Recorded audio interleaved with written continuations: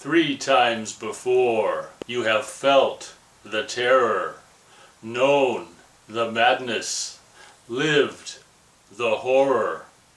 But this is the one you've been screaming for. Hello, Huge Movie Fanatic Nate, coming at you, continuing my reviews of the Friday the 13th films. Today I'm going to be reviewing my second favorite Friday the 13th movie of all time, Friday the 13th, The Final Chapter. And of course, this movie, whether it was true or not, I mean, Paramount probably knew they were going to continue to make these movies, but this movie was kind of touted to the unsuspecting public as the last Friday the 13th movie, and that was kind of, the gimmick. The fourth installment has the gimmick of being, supposedly the last one, and that might have been a good marketing gimmick to kind of try to draw more people in to see it than normally would have gone to see it, So it's very possible that they weren't intending, I mean, obviously, as history would reveal, they weren't intending to, at this point, stop making these movies, but rather it just being a marketing gimmick to draw more people in. And I want to say, I can't remember, I don't know how, I mean, I think this movie did financially pretty well. I don't know how it stacked up to the, the ones that preceded it. But in my opinion, this is the second best Friday the 13th movie of all time. It's absolutely fantastic from the get-go. It starts with the second one, or the first sequel, part two, started with just kind of a best of highlights of the end, or parts of the first one. And the third one, which I didn't mention, basically starts with, it's not even highlights, it's just the end of part two as it was presented in in the theaters. So it was just kind of a the beginning of part three shows the end of part two, just not cut up or any in a highlight form or anything, kind of sloppy and lazy. But the opening of Friday the 13th, the final chapter, is really cool, because they some genius, the genius editor or whoever, obviously probably the editor did it, but put this great collage of the first three movies together, and kind of a really cool, I don't know, it really, by the time the title comes up, you're really amped for it, and it's done really well, where they they interject Paul's story of the great story by the campfire story from part two into it, and just they just use best clips and highlights, and it's like almost a trailer in a way of the first three movies.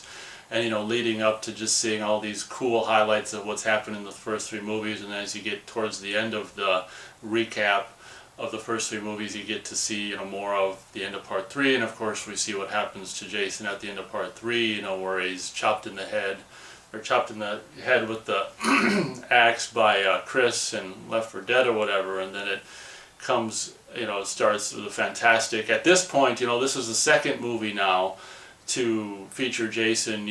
Apparently from what I hear on retrospective documentaries and interviews and stuff, the hockey mask instantly was a huge hit with fans in the third one, so obviously they're going to continue that. And this is only the second Jason movie, or Friday the 13th movie, to feature the hockey mask, but they already know it's a prominent symbol of Jason. So in the opening title sequence, the hockey mask in a really cool scene comes towards camera, even though this movie's not in 3D. Luckily, it's just shot, just like the first two were just normal kind of 35mm 1:85 aspect ratio. The hockey mask comes towards camera and just pauses, and then it's like boom. Final chapter comes and smashes through the hockey mask, and it's just like, oh man, when that happens, every time I watch it as a fan of this franchise in particular, the first and then this movie being among my favorites, or being my favorites of the franchise, it's just like, oh, every time you watch this with the recap of the first three films and the hockey mask exploding in the final chapter, it's just like, oh hell yeah. And being able to ditch that goofy frickin' disco opening music of the first movie and just go back to the classic, Harry Manfredini, normal, if you will, Friday the 13th scary music, and just the credits, white on black credits randomly appearing at different spots, just like kind of the first two movies were and stuff. It really brings you back to like, okay, part three was fun for, whatever, disco fun, or 3D fun and stuff, but now we're getting back to basics in the first two movies, and we're really getting, you know, Friday the 13th serious. Not to say that, you know, this movie should be taken serious, but you know what I mean. When before the movie even starts, it's just you're already amped up as all hell to experience it. It's a hoot, and what's so cool is, you know, don't quote me, but as far as I know, this is the very first and last time, the only time in the history of the whole franchise where you actually have the beginning of this movie being shot at the, you know, the same location that the third movie took place in. I think it's the only time this happens across sequels. Usually it's an entirely different location, entirely different characters, you know, and they never actually get to see a location from the previous movie in the next entry. Well, this time you actually, from what I can tell, they actually filmed the opening scene of the, you know, Higgins Haven, where Chris's family's, you know, weekend getaway spot.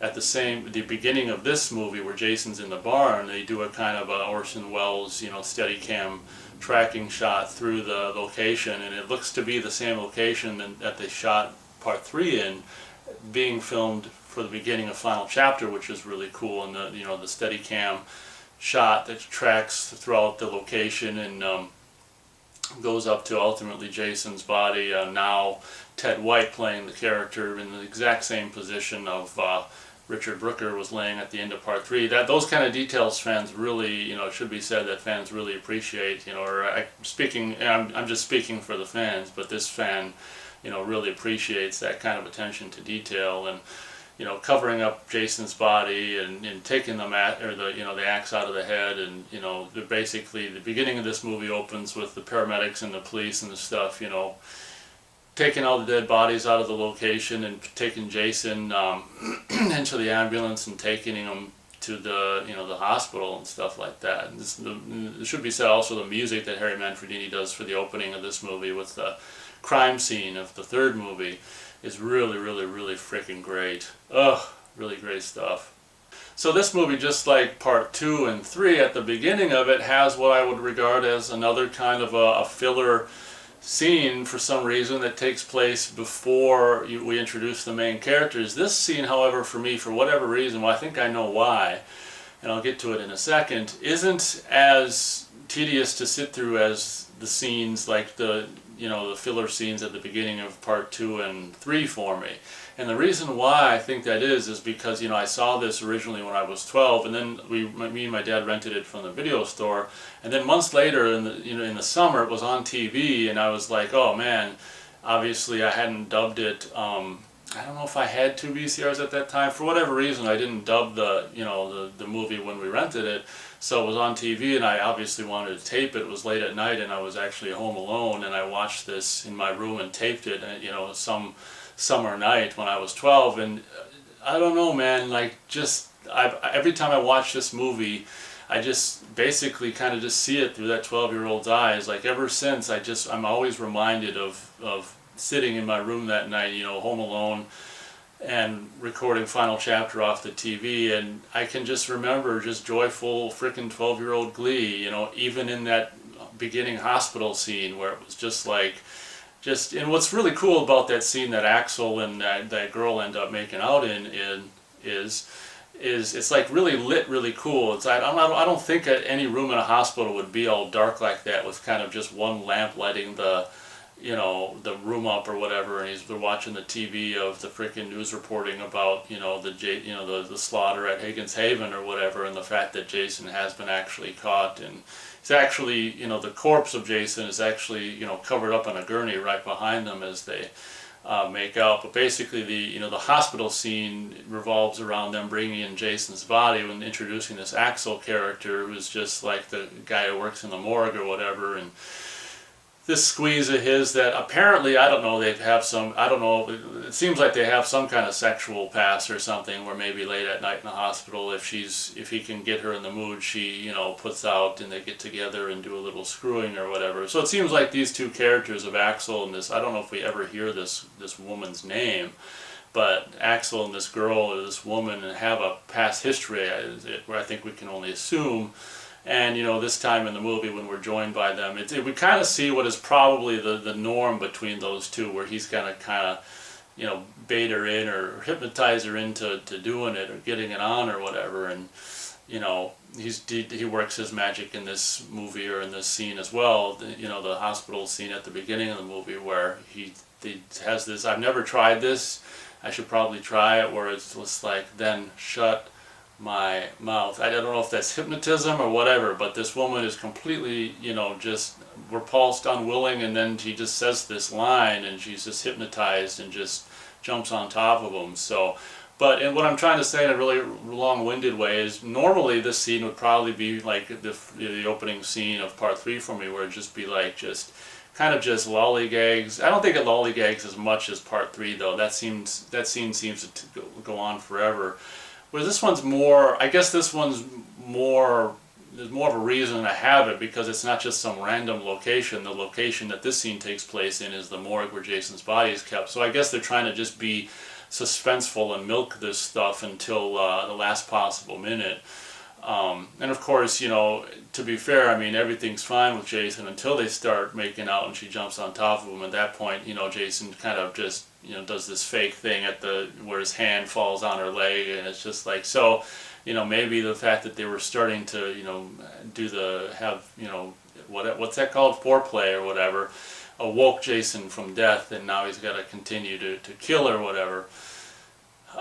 So I don't have, for me the beginning scene of this movie, the hospital scene, is actually a lot of fun, and the first kill in this movie is, Tom Savini, I should say. I don't even know if I really even said Tom Savini in my review of the first movie. There's a lot to get into that review. Tom Savini did obviously the gore effects for the first movie, and this is, he returns, and strangely enough, it's my 2 favorite Friday movies are the ones where he does the gore effects.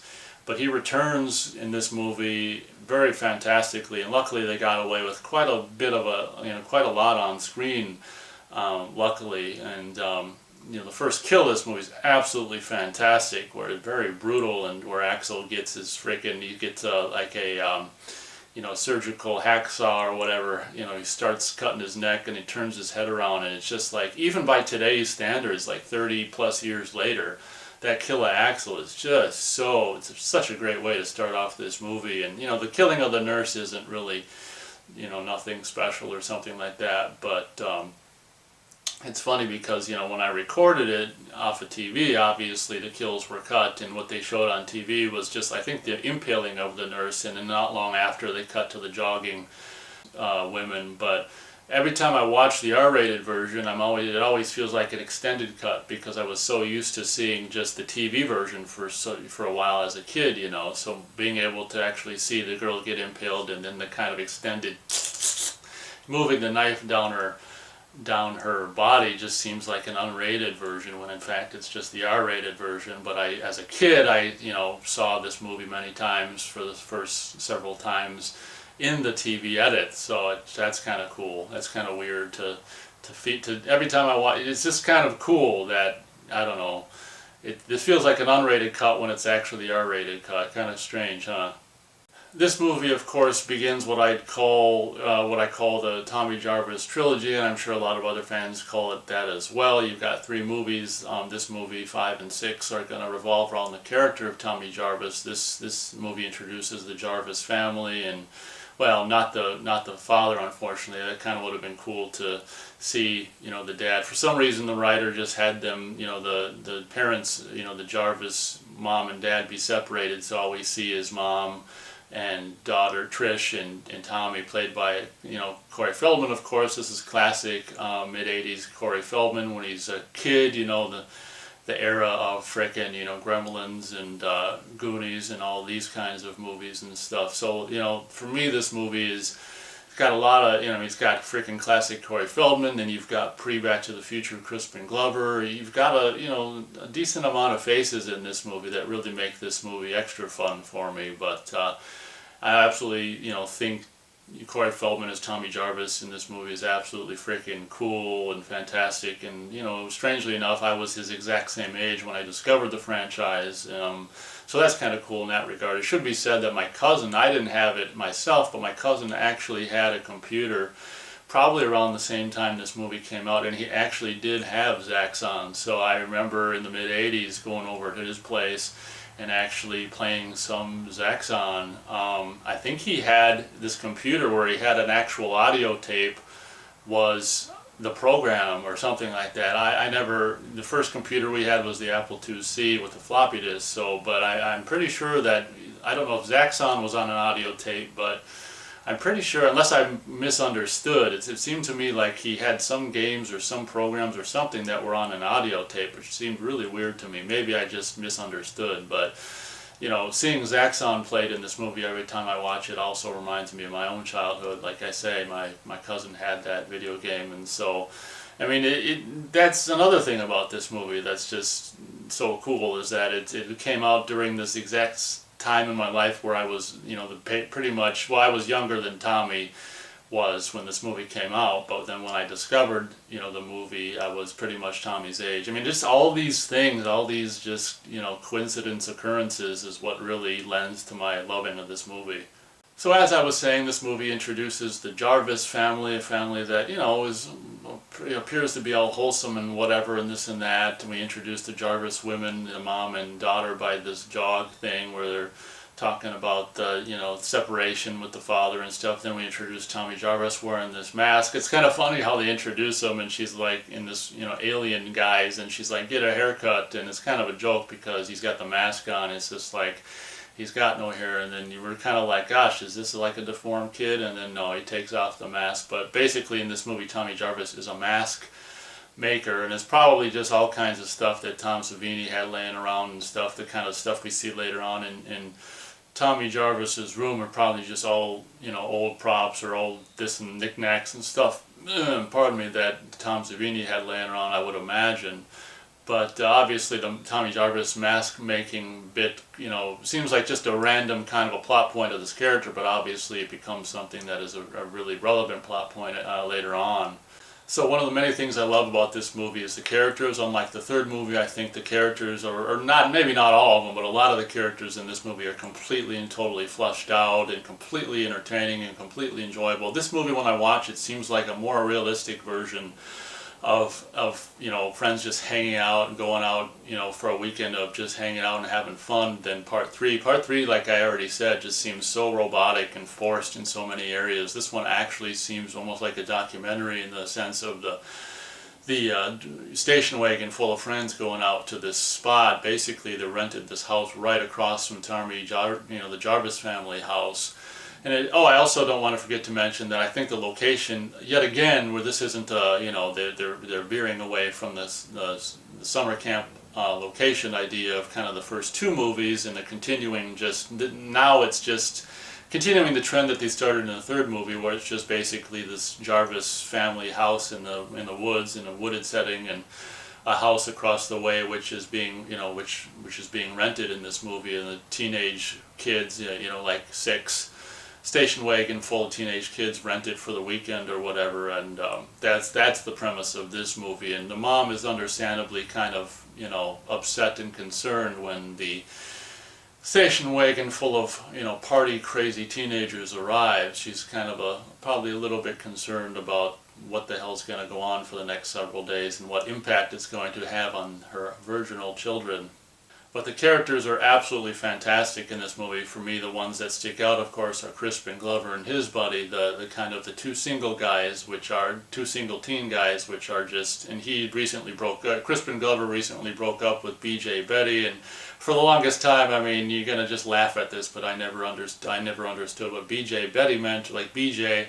And it's just like, it wasn't until, I'm too embarrassed to say when I actually, well, it was after 2001 until I actually knew what the hell. Me and a buddy of mine were watching this, and we were just like, he's like, what's BJ mean? And I'm just like, I don't know. And it's just like, wow. So that shows how sheltered of life I live. But Crispin Glover, his character is recently, Jimmy we'll call him, is recently separated from his girlfriend BJ Betty, and by the way they named her, I'm assuming she does or has done Jimmy a lot of favors or something like that in the past or whatever, and could be one of the reasons why he's so distraught and that he lost that particular relationship. But those two characters of Jimmy, and I can't remember the other Jimmy's friend's name, the other guy's name, but these two guys, which are just constantly talking about women or girls and sex and how to meet girls, and these two single guys trying to just meet girls, is really, the banter that goes on between them is really funny. And this is just like beyond classic Crispin Glover. I mean, if you don't like him in this movie, I mean, then I guess you don't like him in this movie, but I don't know how you can't. This character is so, and we obviously see, like, early George McFly. I mean, this is right before he did Back to the Future, so you can see a lot of what would end up becoming George McFly in his portrayal of Jimmy. It's just absolutely great stuff. One thing that I don't want to, forget to mention is the kills. I've already talked about Tom Savini returning to do the kills in this movie. The kills in this movie are absolutely fantastic, and as I already said, I'm really surprised what they were able to get past the ratings board on this movie, because there's quite a bit of blood flow in this movie, and the kills are absolutely, even by today's standards, just super, like, ultra violent and ultra nasty, and even what adds even more to the kills is the absolutely fantastic sound designers, the sound effects that he adds to the kills and stuff, the turning around, the turning around of the head of Axel at the beginning of the movie, and crushing the guy's face in the shower, and just the axe through the door for the chick, and just like probably just about every single kill has an absolutely fantastic sound design done to it to really enhance what is already so fantastically shown on screen. I mean, if this movie, I do a lot of times, and even as a teenager when me and a buddy reviewed it 25 years ago, I do kind of think that in a way this would have been a fitting final Friday the 13th movie, because in a lot of ways, I mean, it's just the ultimate Friday the 13th movie. I mean, for me, it doesn't top the first movie, but it's really close for other reasons and stuff. But it's almost as much as I like some of the a lot of the Friday the 13th movies that follow it. It is almost kind of a shame that it wasn't the last one, because it would have been such a great way to go out. It's absolutely fantastic and fun Friday 13th movie. I love it. So just like so many of the other Friday 13th sequels, this one continues the kind of the female eye candy department, where, I mean, even frickin' Tommy's mom's pretty hot in this movie, and I'm getting, if not close to, if not the same age she is in this movie, I'm really close to actually right now the age that Tommy's mom is in this movie. And I always thought she was hot, but the closer I get to her age, as she appears in this movie, the hotter she gets.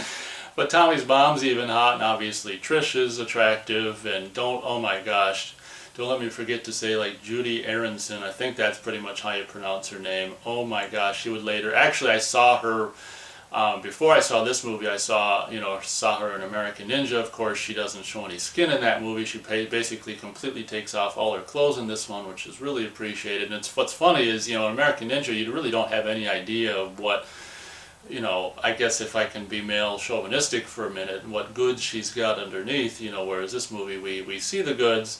This is before American Ninja, I think, and wow, all I can say is, Judi Aronson, man, it's just like that skinny dipping scene is very lovely, and even that woman, the goofy woman, who's, I don't know if she's supposed to be a virgin in this movie or what, but, there's not a whole hell of a lot of girls in this movie. There's only 3, right?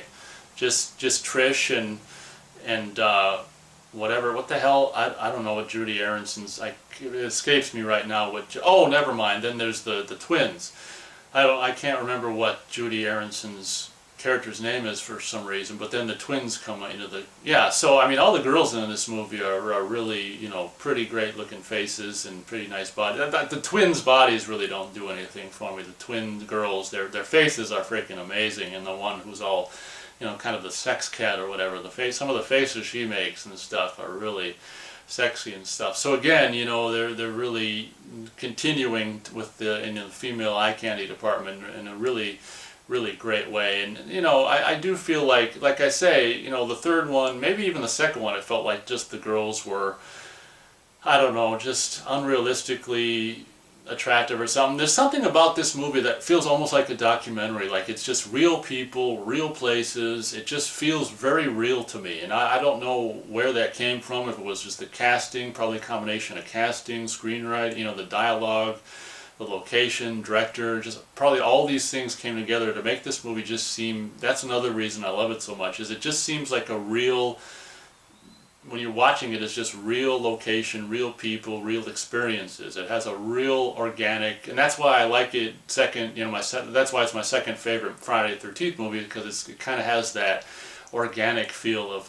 the first one that's so freaking great, you know, and you feel like you're just watching these real people doing this, you know, having this weekend fun get together for real. It's really cool. And of course, since Trish really doesn't have a love interest later on during the skinny dipping scene, which is really fantastic, and it's a little short in my opinion. And I don't know if I think we're supposed to assume the lake is Crystal Lake, because the character asks the twins when they come, the twin girls when they come riding up on their bicycles, you know, how far is it to, or someone asks how far is it to Crystal Point. So I'm assuming the lake that they go skinny dipping in is I think we're meant to assume that the lake is in fact Crystal Lake, but they don't, you know, they don't really make it too definitive or whatever. But the skinny dipping scene, in my taste, or in my opinion, is a little bit truncated. It could have been a little bit longer, in my opinion, and we could have, you know, lingered on Judy's body a little longer, but you know, that's what, you know, pause and slow motion is there for, I guess, on your remote. But you know, then the more time we spend with these characters, the more we're becoming more and more aware of that, I don't know, that goofy girl is kind of paired up with that guy with the chiseled jaw, and this guy that had already been in Hell Night, you know, now, you know, in a much more of a starring role, and now this guy's kind of relegated to just being one of the background teens, if you will. But we you know, that girl doesn't want to go skinny dipping, and you know, Judy Aronson character plays a trick on her. And what's so funny about this movie is there'll be a lot of times where a character will play a prank on someone, or something that's not even Jason will appear, and they'll do the Harry Manfredini music, like, you know, like, and it's just, that always makes me laugh. It's just like when Judy Aronson character pulls her friend into the water, they still continue the scary music, like, you know, that's not Jason. It's just like, what the hell? Like, they put the music in without any picture and knowing what's going on or something, but that's funny. Oh gosh, what I was trying to say, and I got completely sidetracked, is when Tommy and Trish are coming back from the skinny dipping scene, they were going to go swimming, but of course when they got to the lake and they saw that now there's all these teens naked and stuff, and Tommy's a kid, and Trish doesn't probably want to swim with all these naked people anyway, so they just turn around and go right back home. And when they do that, they run into this character of Rob Dyer, who we find out later, he's just this guy in the movie, but we find out later that he's actually the older brother, well, I don't know, he's just the brother of the Sandra character from Part 2, who's, you know, looking for Jason to get revenge, which is a really, really cool idea. And it's really weird that they'd actually have him be the brother of a character from a movie that took place before this, you know, before 3. Why wouldn't they have him be a brother of someone from Part 3? Like, why pick someone from Part 2? I always thought that was really weird, you know. Usually when a movie is a sequel or something, they're going to reference the previous movie, not the previous to the previous movie. So I always thought that was weird. But Rod Dyer kind of shows up as this hunky young, you know, woodsman guy camper, and you know, Trish is obviously Trish is obviously kind of interested in Rob, and so is Tommy, not in that way, I hope, but Tommy takes him up to his room to show him all his masks and things he's created, which, as I said, are probably just Tom Savini props and stuff. And it should be said that when I was a kid and I taped this off TV, there were like 2 scenes that were basically relegated for the TV version that unfortunately aren't in the theatrical R-rated version on our DVDs and Blu-rays. And one of them takes place when Tommy brings Rob up to his room and he shows him this stuff, and then it cuts to him showing him this like mini guillotine thing or something like that, and Tommy, you know, pulls it up and he like chops, I don't know if it's a carrot or something in half, or an apple or something, and then he pulls it up again and he puts his fingers in it, and Rob's like, no, don't, and Tommy's like, no, watch this, and he's like, no, don't, and then I don't know, something happens where the guillotine thing goes down and we see Tommy's fingers being chopped off, and Rob's like, oh my god. And Tommy pulls out this fake arm thing with the blood pump, and he's like, ha ha ha. And that's just like, I know people can see that deleted scene on a DVD or something like that, but that was really weird because, you know, that was the first time, you know, I'd seen this movie once in the actual VHS tape rated R, and it was really weird seeing it on TV, and like, I don't remember that scene. And then later on there's a scene where Rob, this one's more difficult to find, I have seen it on YouTube though, where Rob, there's an extra scene where Rob is like got some kind of set up some mini radar perimeter around his campsite or something like that, which is another scene that was in the, you know, the TV version that I recorded off TV when I was 12. But you know, those scenes, that one with Rob is a little more rare, and like I say, I have seen it on YouTube, but it was really kind of weird to see those extra scenes, and you can kind of see why they cut that one with Tommy out. It was just a little too much. But what's ironic about that is it was kind of gory. It's just weird that they, you know, usually when they take things out of or have changes for a TV version of a movie, they don't add gore, which is really weird. I mean, there's gore that's they added to the TV version in that deleted scene. That's kind of funny. But those scenes, you know, in a way, I almost kind of miss every time I watch the R-rated theatrical version. But whatever, you know, they're out there if anyone wants to see them or whatever. But that's kind of funny. So throughout the movie, you know, later on at the last night of the movie, you know, obviously the kids next door at the rented house are getting together and trying to. What's kind of funny is the party. I don't know if it, you know, if it's like it's off and on, like it's, I don't know. It's just this weird situation with these different characters. Oh, they've also, because they met the twins biking and stuff. One of them seems like a kind of a bad girl, and the other one kind of seems more shy and stuff. That's an interesting thing, you know, having these girls look exactly the same and, you know, really relatively sexy faces, but one of them's shy and one of them's a sex, you know, a Hellcat or whatever the hell you want to call her. But, you know, throughout the, you know, the course of the night, we see all kinds of things happening where the Hellcat twin is flirting with, you know, the character of, boyfriend of the Judy Aronson character, and that sends Judy Aronson out, you know, in a jealous fit of rage, out to just hike in the middle of wood, out to just go basically skinny dip in presumably Crystal Lake. There's this raft that's just floating out there, and she gets into that. But before that happens, I mean, I just like the kind of the awkwardness of the quote unquote party, and it's like this old house where this old couple presumably had lived and maybe died, and maybe, I don't know, family members or something. They didn't bother to take anything out of the house. This is kind of what I gather from watching it over and over, and there's just everything, all their belongings are just left in the house. It was a really cool plot point, and one of the characters discovers these old like 30s or 40s records and puts one on, and that's just really kind of cool. And then of course, you know, the Jimmy character goes and gets some metal music or whatever the hell you want to call this song in the movie, and it does his famous dead fuck dance or whatever the hell you want to call it, which is just classic, you know, Crispin Glover / Jimmy final chapter stuff. And it seems to me like the classic old 30s or 40s music gets put back on, and they all very awkwardly try to, you know, continue to dance with each other. But I really love, because I love that old 30s and 40s music, I really love that, the fact that that's a part of this movie, you know, and it's really kind of adds a little bit of class to it, you know, in a way, whenever that music's playing and stuff. But as I was saying later on, Judy Aronson character ends up going out into a raft, and you know, ends up being dispatched, and we get to see her, you know, kind of, well, naked again, which is fun, and ends up being dispatched in a kind of a relatively creative raft killing, if you will, where it's always kind of funny. I mean, I don't mean to sound like a sicko, but her death is kind of funny with kind of creepy and funny at the same time. You know, Paul probably could have, you know, done the Hellcat twin if he wanted to, but his conscience was getting to him. Paul is the boyfriend of the Judy Aronson character, and for the life of me, I can't understand why I can remember some characters' names and I can't remember others. Whatever, we'll just go with it. So Paul proceeds to run outside and basically, like, it's funny how he knows exactly where, oh, because she said she's going for a swim. That's how he knows exactly where she went. But Paul basically follows her footsteps and ends up at the same place.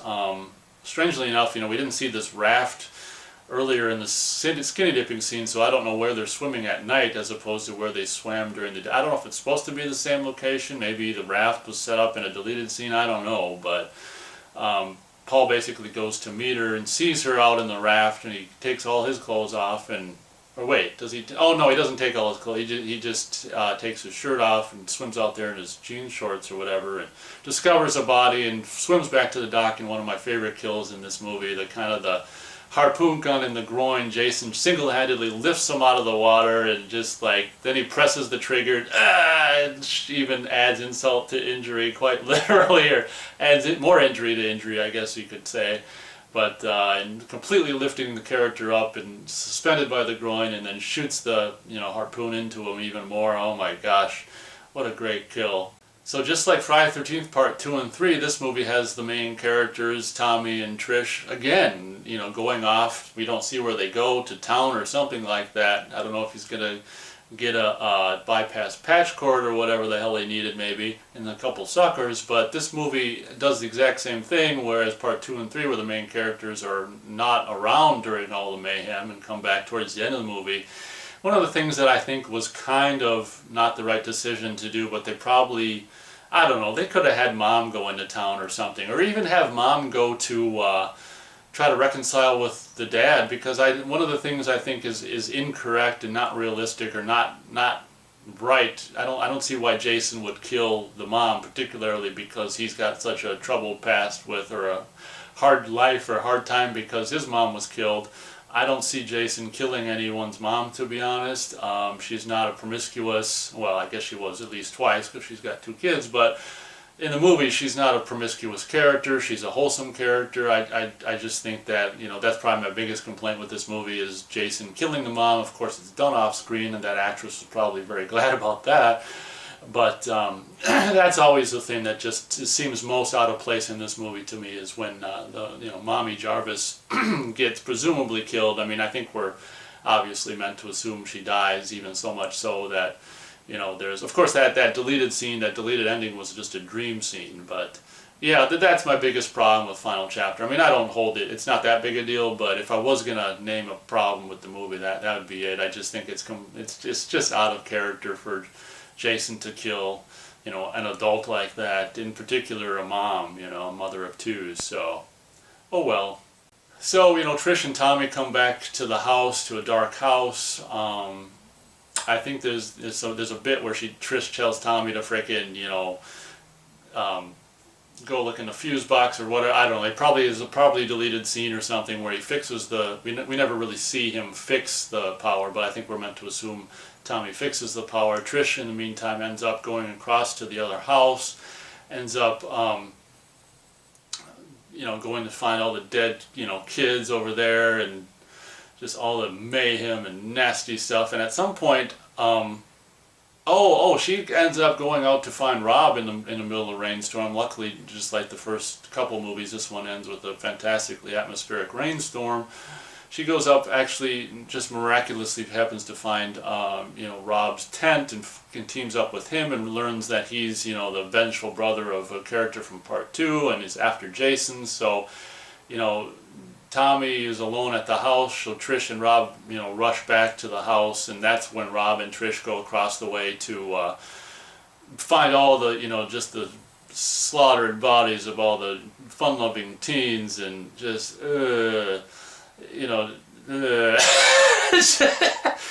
I kind of skipped over all their kills. All the kills are fun, and they're all fun in their own way. And the guy, I forgot to mention the old nudie movies as well.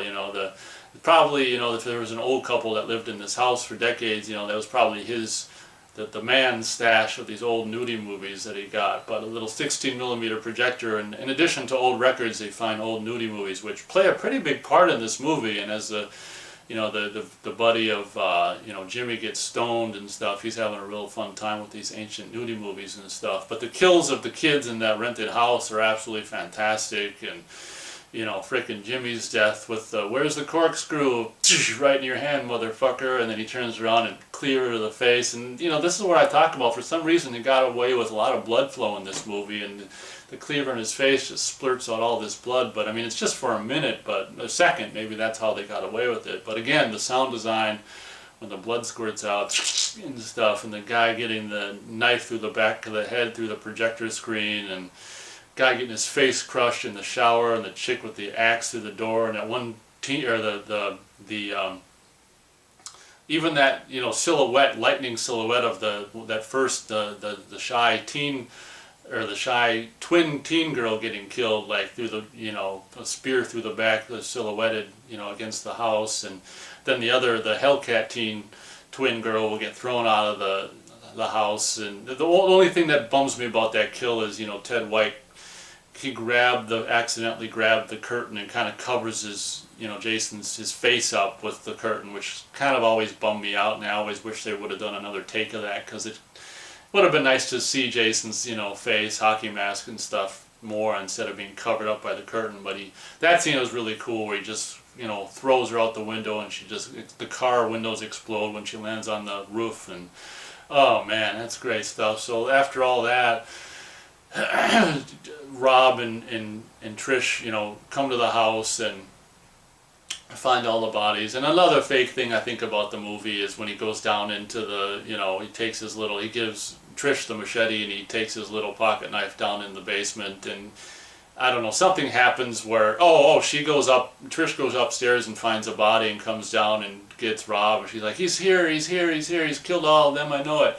And then Rob proceeds to run up the stairs, and the stair breaks, and he loses his knife, and then he goes downstairs to get the knife. Of course, I guess we don't know that Jason's down there at the time, but Jason attacks Rob, kills him with this little frickin', little gardening device or whatever. And the thing that I think is really fakey is that Trish would ever go back down, towards where she knows Jason is, in the basement right there, but whatever. So the end of this movie, even by today's standards, is really cool, with the kind of just back and forth through the different houses, back and forth, the Jason versus the Jarvises, if you will, mostly Jason versus Trish, and then they have a little bit of a scuffle in their house, and then he chases her back over to the other house, and during that time Tommy Jarvis has found Rob's newspaper clippings and makes himself up as a young Jason. And later on, when Jason follows Trish back to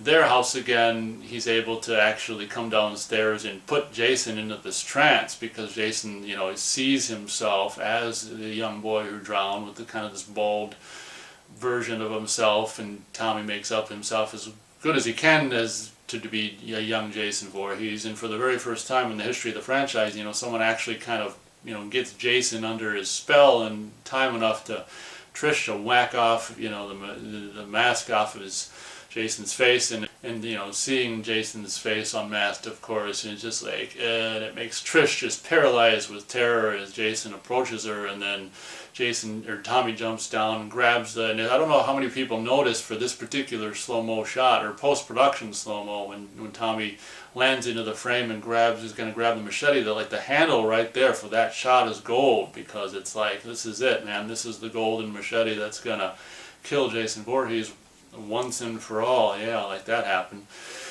But for that one moment, the handle of the machete's gold. Tommy picks it up, and Jason turns back around, and Tommy Jarvis, just slams the machete in the side of his face. And again, in the scene that somehow they got away with all of this bloodletting, Jason comes, falling to his knees with all this blood coming out of that, machete stuck to the side of his face, and the fantastic Tom Savini dummy of him falling forward, and the machete slides down his face, and a lot of blood comes out for the R-rated cut. I'm really surprised. I don't know if it's the dark lighting or what, but absolutely fantastic. And then later on, Tommy and Trish are hugging and stuff, and he sees Jason's fingers fluttering. At that point, Tommy just goes nuts, and we don't see this stuff, but he proceeds to just chop and chop and chop Jason, presumably up into itty-bitsy pieces.